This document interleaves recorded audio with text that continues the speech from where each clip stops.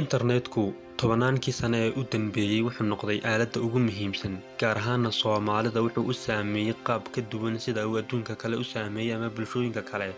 Internetku waa bogag leh waxbarasho, waa bogag leh dhibaatooyin iyo hoog, halka ay iskugu jiraan qaybahaas kala duwan. Nimco kastana waxay leedahay nusqaanteeda.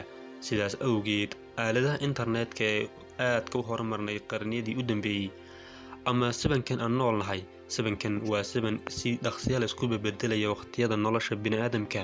Waana internetku wuxuu noqday aalad ku xidhan oo ay ku tiirsan tahay nolosha adduunku, hadday tahay warbaahinta caalamka, tabinta iyo waxyaabo la mid ah, shaqooyin iyo hawlo kale oo internetka looga baahan yahay, iyadoo ay dadka internetka isticmaalay ay u isticmaalaan qaybo kala duwan iyo siyaabooyin aad u fara badan. internetkaas horumarka weyn laga gaaray ayaa haddaba waxa uu qabaa dhibaatooyin aad u baaxad weyn oo qofka la soo gaarsiin karo.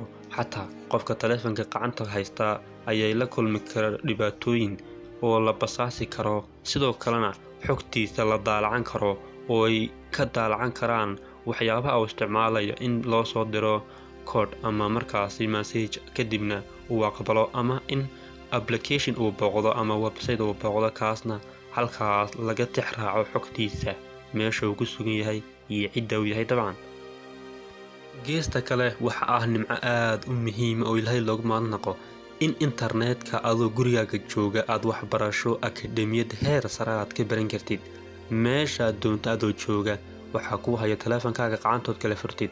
haddaba waqtiga oo keliya ayaad u baahan tahay inaad adigu kala xakamaysid, inaad isku isticmaashid Facebook iyo inaad isku isticmaashid wax faa'iido leh. dabcan Facebook oo keliya ayaad moodaa inay Soomaalidu ka taqaano, iyo bogo kale oo ay ka mid yihiin TikTok oo ay maamusho shabakad markaasi laga leeyahay waddanka Shiinaha oo ah basaas caadi ah sida uu tilmaamay ama ay tilmaameen dad fara badan oo markaasi ku xeel dheer arrimaha dhinaca internetka ama dijitaalka tiknoolajiyadda. sabankaan noolnahay ay wax walba is beddeleen, haddaba qaabka ay wax walba isku beddeleen ayay noqotay inay bulshada nolosheeduna isku beddesho adduunyada oo dhan. sidaas awgeed Soomaalidu kaliya maahan, laakiin waxyaabaha uu horseedo internetku waxaa ka mid ah dhaqanka in uu dooriyo bulshada, in ay dadku ku daydaan dadyow kale, in ay xataa afkoodu lumo oo galo suquuqul. waxyaabaha ka mid ah in luuqadda ay suquuqul gasho waxaa ka mid ah in uu soo kordhiyo hal xidhaale ama erayo cusub oo aan la aqoon waxay yihiin, oo markaas aad moodid in ay hal u dhig qof u yihiin, kadibna hal u dhiggaas uu caan baxo, kadibna uu bulshada ka dhex noqdo erey caadi oo la isticmaalo, xataa dhibaataba ha noqdee. waana waxyaabaha khatarta keena ee dhinaca bulshada gudaheeda. waxa kale oo ka mid a dhinaca dhaqanka, maadaama dhaqanku yahay wax ku tiirsan diinta, waa muhiim ama waxa ugu muhiimsan ee uu qofku yahay in uu haysto, oo ah inuusan ka gudbin xuduuddaas muhiimka ah ee uu leeyahay. waxyaabaha ka mid ah dhaqan doorinta waxaa ka mid ah in internetkaad ka arkaysid bulshooyinkaas faraha badan kala duwan. haddaba dadyowgaas waxay horseedi karaan inay ku keenaan dhaqan doorin cajiib ah oo ay leeyihiin iyagu waxyaabo u gaara. haddaba ilaalinta dhaqanku waa ilaalinta diinta, waana arrin isku xidhan in aan laga gudbin xuduudda dhaqanka. soo jireenna waxyaabaha dunida u ah ama dadyowga caalamka waa wax lagu dhaato oo dhaqan ah oo taariikhi ah oo dib loo tixraaco waxay asal yihiin. haddaba Soomaalida kama marna dhaqan ahaan in ay yihiin dad dhaqankoodu yahay mid ka duwan adduunka intiisa kale, in ay leeyihiin waxyaabo gooniya, hadday tahay jaanta la ciyaaro, waxyaabaha la ciyaaro, waxyaabaha khaaska ah ee caanka ku yihiin bulshada Soomaalidu.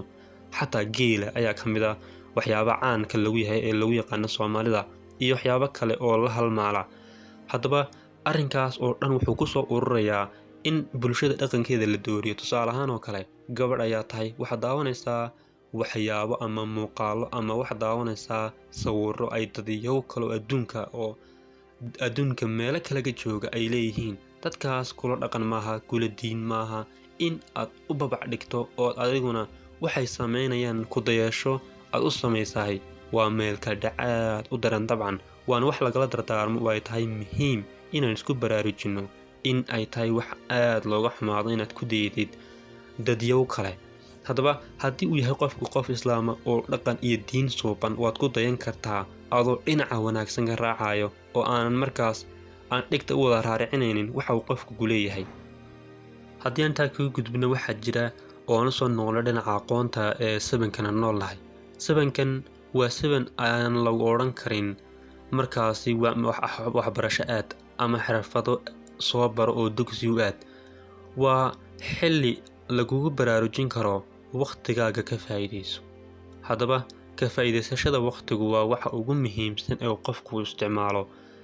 haddaba sideed u kala nidaamin kartaa waqtiga? waqtigu maadaamuu yahay shay muhiima waxaad u kala nidaamin kartaa in aad isticmaasho maalinkiiba wax cayiman oo kuu gooniya inaad u gaar yeesho, hadday tahay aqoon iyo hadday tahay arrin yar oo muhiima oo doonaysid in ay isbiirsato oo aad horumar ka gaadhid. haddaba wax walba oo dadaal lagu bixiyaay waxay noqdaan wax inta badan laga midho dhaliyo.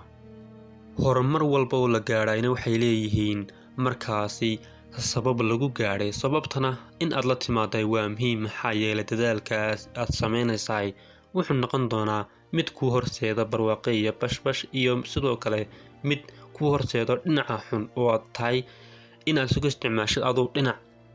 haddaba sabankan aan noolahay isbeddelkaas ku yimid nolosha aadamaha ama internetkaas soo kordhay ee cajiibka ah, waxyaabaha wuu horseedi karo waxaa ka mid a maskaxda qofka oo waxyeeleeyo haddii uu isticmaalo si aan xadidnayn oo khatar badan. dabcan waxyaabaha internetku way kala duwan yihiin, aad ayna u kala xun yihiin. waxyaabo xunxun iyo wax faa'iido leh oo muhiima intaba wala dheef iyo dhibba waa laga heli karaa.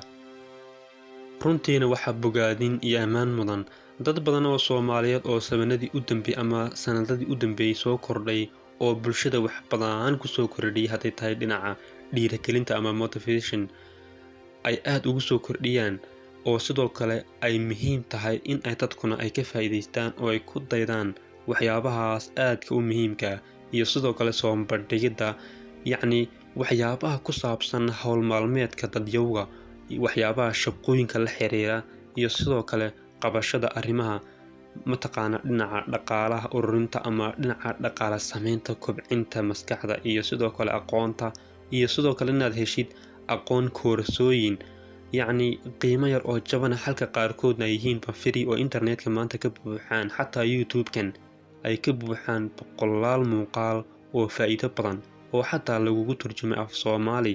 haddii aad ka qortid ay dhalinyaro fara badan oo soo gelisay had ka arki kartid internetka, taas oo ah in xataa 4 sanadood ka hor aan la heli jirin, balse maanta ay yihiin wax meel walba laga heli karo. haddaba sida aad wax u baran kartid in aad markaas ka baxdid markaas jahliga iyo sidoo kale ku mashquulidda internetkaas, muuqaaladaas, waxaas riwaayado, filimaan, qosol, waa muhiim inaad u jahaysato dhinaca wanaagsan ee la xiriira in aad adigu samaysid kobac ah dhinaca aqoonta. waayo cilmiga lagu sheegaya adduunka yaalla waa caqliga bilaadanka oo la ururiyey kadibna laga soo saaray waxaas muhiimka ah ee lagu tiirsan yahay. sidaas awgeed arrinka ugu muhiimsan waa in aad adigu isticmaashid maskaxdaada oo aad ka midho dhalisid waxaad doonaysid inaad horumar ka gaadhid, kana tallaabsatid waxyaabaha caqabadaha yaryar, maadaamay noloshu tahay mid aad u rafaad badan xaqiiqdii. waana wada dareemaynaa dhallinyar ahaan jawigan iyo waqtigan culus ee lagu jiro. haddaba wax walba jaangoyntooda iyo ka midho dhalintoodu waxay ku jiraan gacantaada iyo xakamaynta markaas internetkaas khatarta badan, faa'iidada badan. intaas ayuu muuqaalkani ku egyahay. fadlan muuqaalka like saar, subscribe iyo share. assalaamu calaykum waraxmatullaahi wabarakaatu.